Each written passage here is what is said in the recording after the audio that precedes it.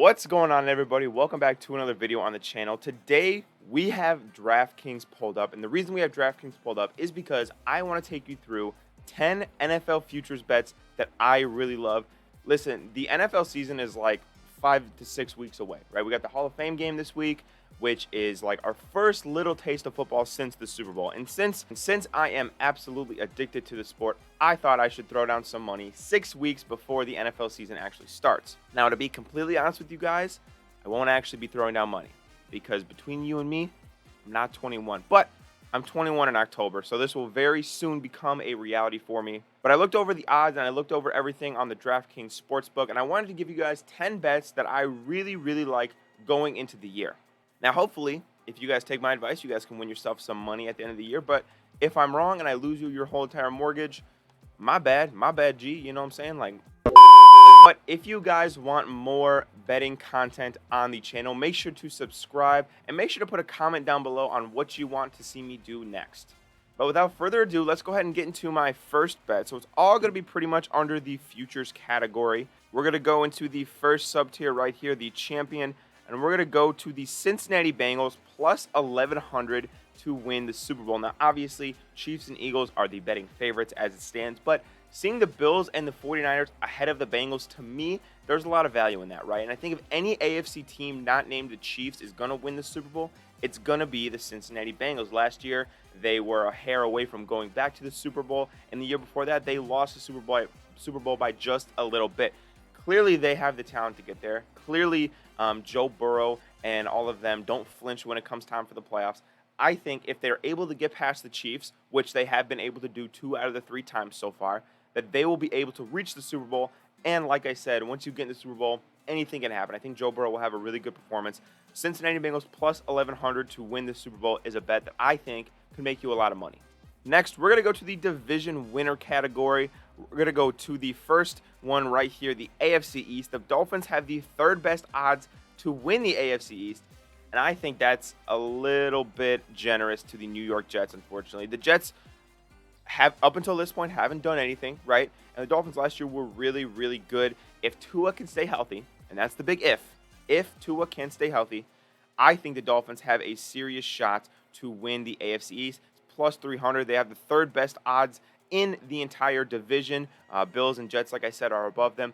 Plus 300, you could sprinkle a little bit down on this potentially elite Miami offense. Keep in mind, I also added Vic Fangio on the defensive side of the ball. This could be a really good bet, I think, and it could make you some good money. Next, we're going to go to this wins category.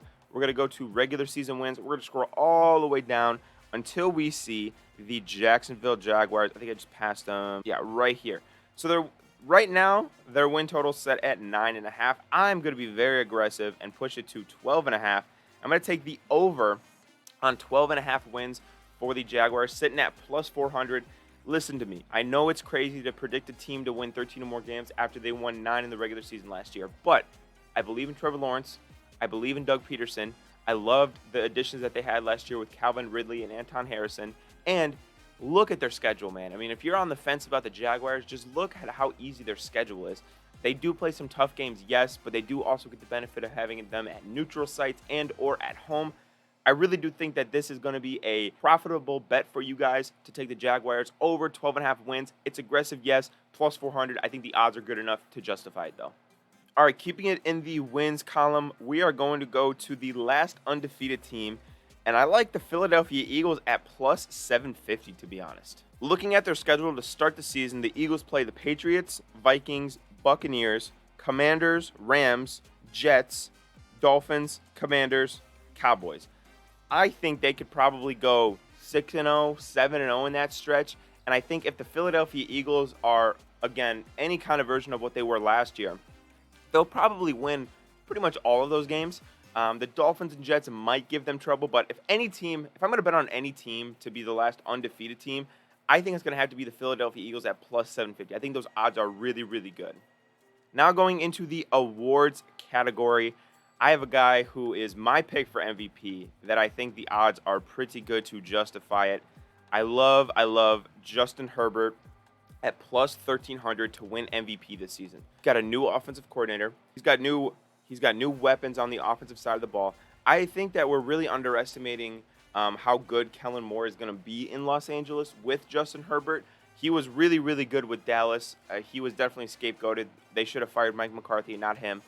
He is going to be awesome in Los Angeles with the Chargers. And I think Justin Herbert is going to put up some of the best numbers in the entire league. I really am going to think north of 4,000 passing yards, north of like 35, 40 touchdowns is probably within the realm of possibility. And maybe this is kind of an unpopular opinion. I think they might unlock Herbert's legs a little bit more. You know, he is an athletic guy. You don't see it a lot because he doesn't run a whole lot. But I think they're going to utilize that a little bit. So maybe he has even 4 or 5 rushing touchdowns this year. But Justin Herbert plus 1,300 to win MVP. The odds obviously are the best for Mahomes, Burrow, Josh Allen, Jalen Hurts. I get that. Jalen Hurts at plus 1,100 really isn't bad either if we're thinking about it. I really like Justin Herbert at plus 1,300. I think the odds are pretty good, and I might put some money on that. Just kidding. I'm not going to do that. Just kidding. Next, going from MVP to Defensive Player of the Year, a guy that I really love, and I really love the odds for, is Chris Jones. Chris Jones has been a perennial Defensive Player of the Year candidate every single season. Now, he's lost to some really, really good players, most notably Aaron Donald, obviously. But out of all the guys on this list, I think Chris Jones has the longest resume. Again, not including Aaron Donald, who is a little bit he's actually right at the same odds for a Defensive Player of the Year, but I think he's a little bit older. Chris Jones was dominant last year. He really, really was. And he is the constant cog in the Chiefs defense that helps them operate well, right? They have a bunch of young guys on that defense. Chris Jones is consistently one of the best interior defensive linemen in the entire NFL. Now, he's currently in a contract situation. I get that. And he is a little bit older, but I didn't see any signs of slowing down last year from him. I probably won't see it again this year. I think he's going to be awesome. At plus 2,500, I think that's a good bet to put down a little bit money if you want to have a certifiable Defensive Player of the Year candidate. Now we're going to get into some risky bets. All right, Offensive Rookie of the Year. Obviously, the headliners are going to be Bijan, the quarterbacks. But I really like right here Jahmyr Gibbs at plus 1,000 to win Offensive Rookie of the Year. Now, there was reports that have been coming out of training camp that they're using him as a wide receiver. They're using him as a running back, obviously. He's going to catch passes. He's going to catch a lot of passes. He's going to have a lot of volume, I believe, in this Lions offense. I really do think that he's going to score a lot of touchdowns as well. And obviously, the odds for him aren't, top 3 or 4 like they would be for the quarterbacks or for Bijan Robinson. I actually really think that Jahmyr Gibbs is going to have a great year with the Lions. I think it might also help that the Lions are probably going to be a better team than any of these top 4 teams. And as much as it isn't fair, we know that winning always kind of contributes to the awards, in my opinion. I think Jahmyr Gibbs at plus 1,000 is a good little bet for a really good player. And I think, again, the Lions and Ben Johnson specifically is going to be a big reason why he's going to win this award. He's going to be deployed all over the field, going to catch passes, he's going to run. He might throw some passes. He might kick field goals. I don't even know. He's going to be a big part of the team, and I think he's going to have a lot of stats. And then for a good little Defensive Player of the Year candidate, a guy at plus 950 that I really like, Christian Gonzalez for the Patriots. There's just something about Bill Belichick having a young, super hyper-athletic corner to work with that just really scares the shit out of me. Christian Gonzalez is going to be awesome. Arguably was one of the best corners in the draft, along with Devin Witherspoon.